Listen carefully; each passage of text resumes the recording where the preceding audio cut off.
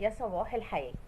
ابسطك ازاي وانتي مش بسطاني؟ فاكرين الجملة دي اللي كنا بنرددها في الايام اللي فاتت ونقعد نضحك ونهزر عليها؟ بس مين قال ان الجملة دي مش بتتسأل لنا؟ بتتسأل لنا في كل مرة احنا بنسأل نفسنا هو احنا مش مبسوطين وسعدة ليه؟ فترد علينا نفسنا اللي جوه وتقولي ابسطك ازاي وانتي مش بسطاني. كل يوم بنشيل نفسنا دي فوق طاقتها، بنشيلها حاجات مش بتاعتها، بنحملها ذنوب لتجارب ما وفقناش فيها. بس ليه بنحملها هي؟ ليه دايما؟ ما احنا كل تجربة بنمر بيها وبنعدي بيها هي بنطلع منها بدرس، بنطلع منها بخبرة.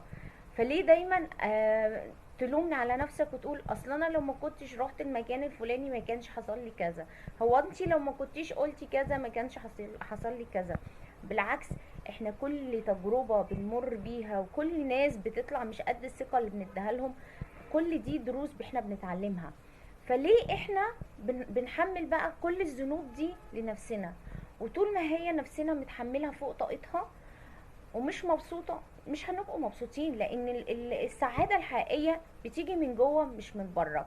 طلع نفسك من الفانوس السحري اللي انت حبستها فيه، وساعتها هتقولك شبيك لبيك ملكك وبين ايديك، وساعتها مش هترجع تسألك ابسطك ازاي وانت مش بسطانة.